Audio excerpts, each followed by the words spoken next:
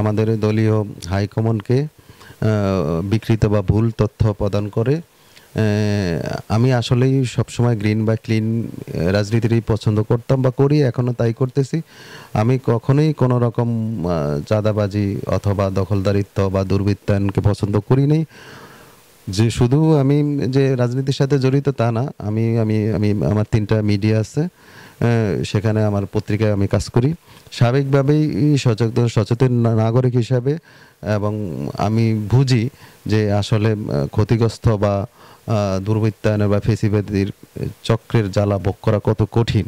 সেই হিসাবে আমি সবসময় এগুলোর থেকে দূরে থাকতাম, বরং শুধু দূরেই থাকি নাই, আমি প্রতিবাদ করতাম। এই প্রতিবাদই আমার কাল হয়ে দাঁড়িয়েছে ৫ই আগস্টের পরে।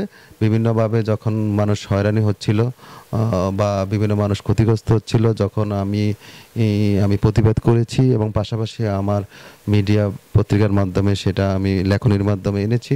আর ওই থেকেই আমাকে ভুল তথ্য দিয়ে আমাকে ফাঁসানো হয়েছে, এবং আমি দলের কাছে সেটা আমার আবেদন বা আমার আকুতি অথবা সঠিক যে তথ্য সেটাকে আমি ইতিমধ্যে আমি জানান দিয়েছি, এবং আশা করি দল সঠিক তথ্যের আলোকে সঠিক সিদ্ধান্ত নেবে। ভোট ছাড়া তিনবারই ছিল, সেখানে ভোট দেওয়ার আমাদের সুযোগ হয় নাই। সুযোগ থাকলে অবশ্যই ৩বার আওয়ামী লীগ এখান থেকে নির্বাচিত, কারণ এখানে বাংলাদেশ জাতীয়বাদী দলের অধ্যুষিত এলাকা হিসাবে বা অথবা এখানে জনপ্রিয়তার দিক থেকে অনেক এগিয়ে আছে। সেখানে সেই হিসাবে তারা ভোটের ক্ষেত্রে সুযোগ তাদের ছিল না। যাই হোক, উন্নয়নের নামে যেটা হয়েছে সেটা হচ্ছে যে আসলে এখানে উন্নয়নের নামে আসলে মেগা দুর্নীতি হয়েছে।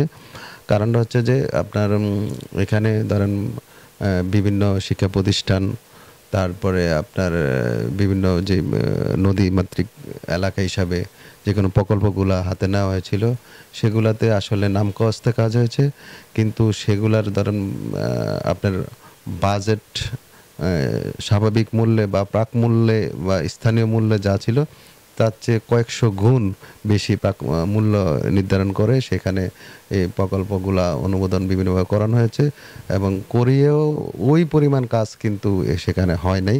অর্থাৎ হচ্ছে যে এখানে মেগা দুর্নীতি হয়েছে, এবং শুধুমাত্র দুর্নীতি না, এবং পারিবারিকভাবে যেখানে সবাই ধরেন এখানে দীপুমণি, তার ভাই ডাক্তার টিপু সহ তারা একটা মানে বড় ধরনের একটা সিন্ডিকেট করা হয়েছে, যে সিন্ডিকেটের মাধ্যমে সেখানে আপনার দলীয় নেতা, তাদের দলীয় নেতাকর্মীরাও যতটুকু জানি তারা মানে একটা বিভিন্ন 20% বা 30% টাকা দিয়ে তাদের থেকে কাজ নিতে হয়েছে, এবং তারা ওই উন্নয়নকে দেখে নাই, দুর্নীতিটা বা তাদের পকেট ভারী করার কাজে আসলে মূলত এই 15 বছর ব্যস্ত ছিল।